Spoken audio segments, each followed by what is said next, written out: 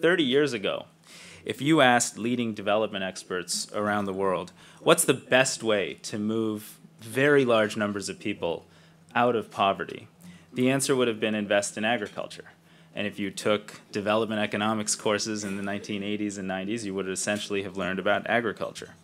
In fact, almost every country that's emerged from extreme poverty to a place where they have a diversified economy and a real middle class has done it by improving their agricultural productivity and then getting people out of agriculture, as we have here in this country and as we have in Michigan over a much longer period of time.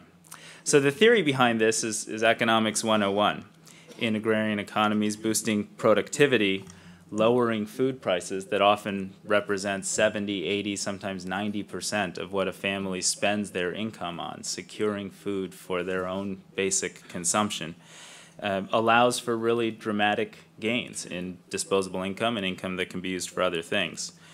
And investing in agriculture is really the start of a pathway to progress where economic empowerment comes from growth in a variety of other sectors as people get educated in a different way and apply their technology and their ingenuity to other services and other areas of manufacturing and processing.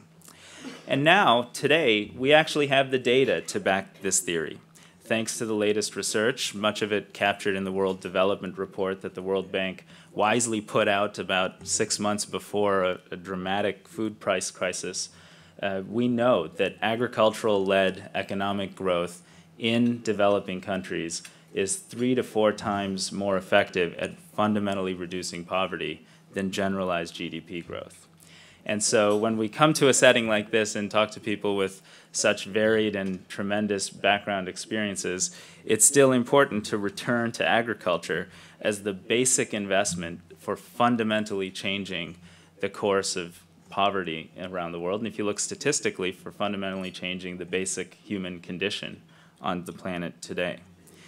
So then you could ask, well, if we know all of this, why are we looking at this map today? This map is for all of the great progress we've had at reducing extreme poverty. More than 400 million people have moved out of poverty in the last 2 decades, the greatest experience of human improvement in our history. This is a map, I call these fat maps, I don't know if that's appropriate, but it's basically, it makes countries bigger where the problem resides, and you can see where the remainder of absolute poverty is today. And if you were to take the countries and the boundaries off of that, and you were to focus on Africa and South Asia, you would note that fundamentally the challenge remains a core problem of agricultural production and economic diversification. And so we knew all of this, and we know all of this today. And so why are we looking at that map?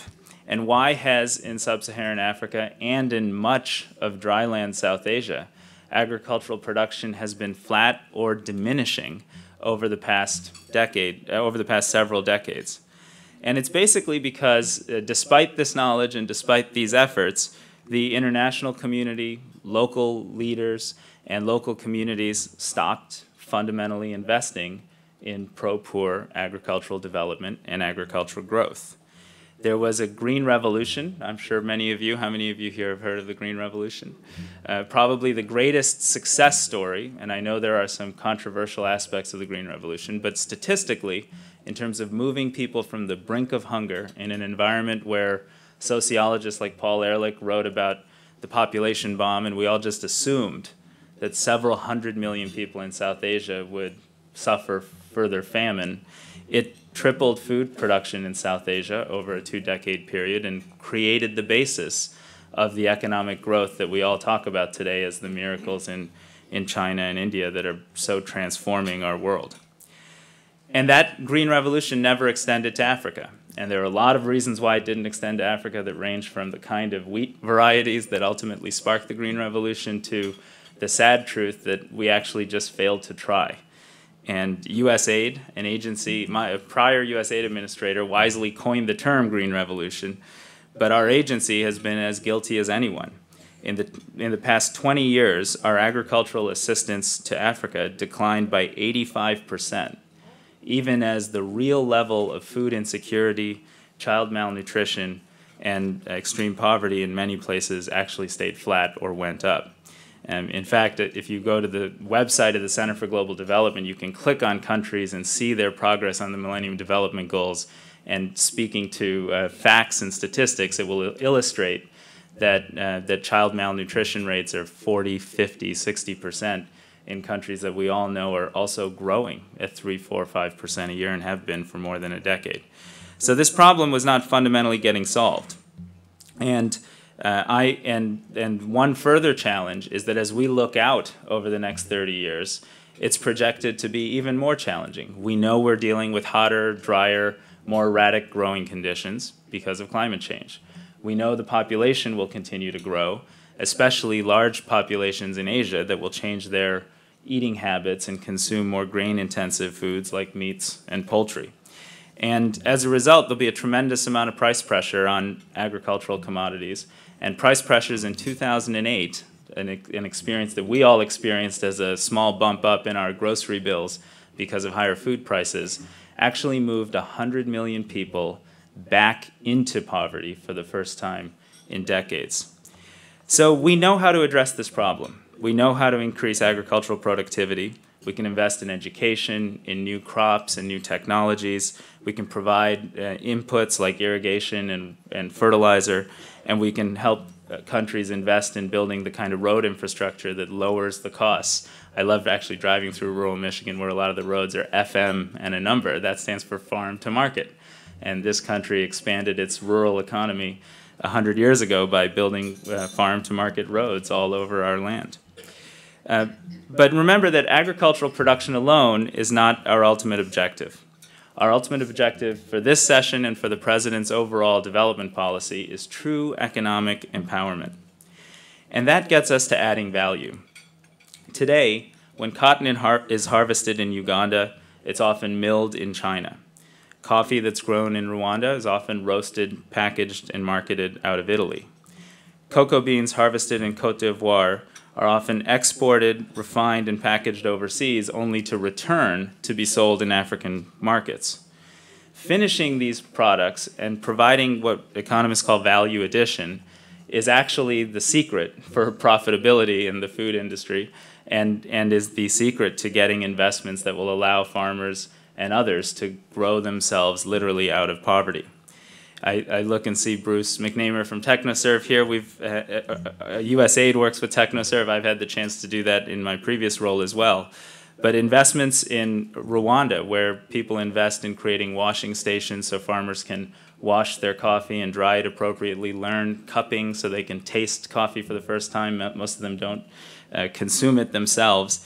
And then package a premium brand, often help them earn significant additional resources for the same basic product.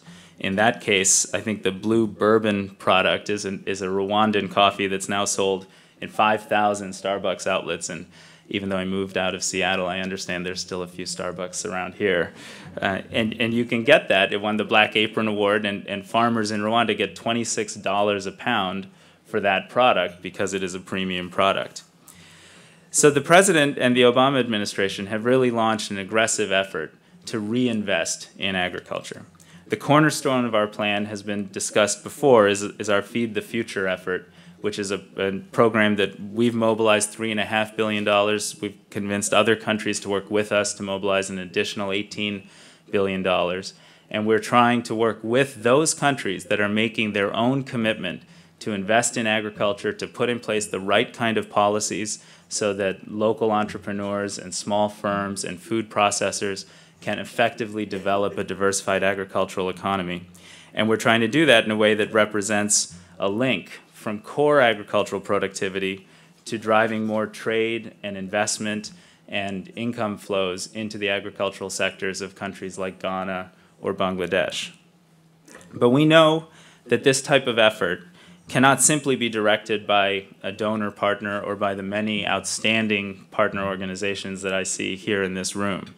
It will also require a firm commitment from ourselves and from the countries in which we partner to embrace a spirit of mutual accountability. Countries really do have to take responsibility for building the conditions necessary for businesses to thrive. If it takes 280 days to start a new business, most likely people will give up. And much can be done by cutting red tape, improving regulatory systems that too often are actually vehicles for graft and corruption as opposed to vehicles for real enabling of market-based economic growth. And we, including USAID, have to be dead serious about the word mutual. Donors like USAID have to commit to doing things very differently.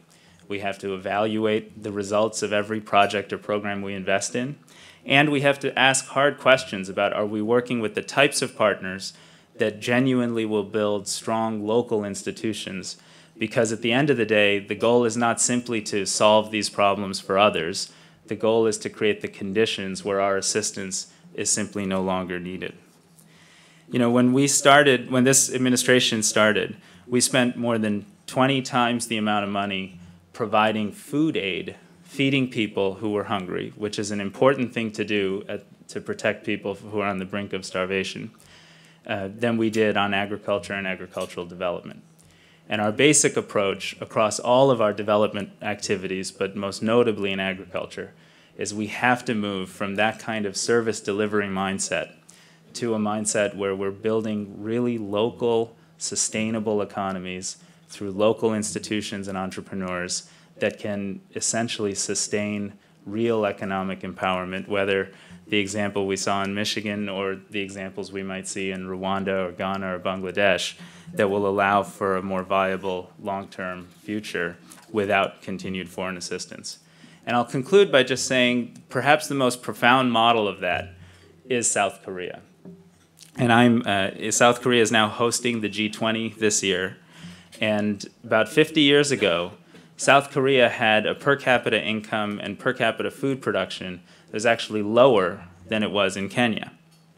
But by investing in agriculture, investing in education, creating the right policies, promoting an export-led growth strategy, South Korea became one of the world's fastest growing economies. So today, we don't have to gather at a CGI meeting and ask, what projects can we do in South Korea? Instead, they are hosting the G20 in Seoul to ask, how can we fundamentally help other countries learn from this experience and pursue a path of sustainable economic development? It can be done, and if we're successful, the African common market will be a much more significant economic opportunity than China or India over the long term. And you know, that's the kind of world where we'd gather at a CGI and talk about something else. So we're excited to be part of this transformation, and I appreciate the opportunity to be here.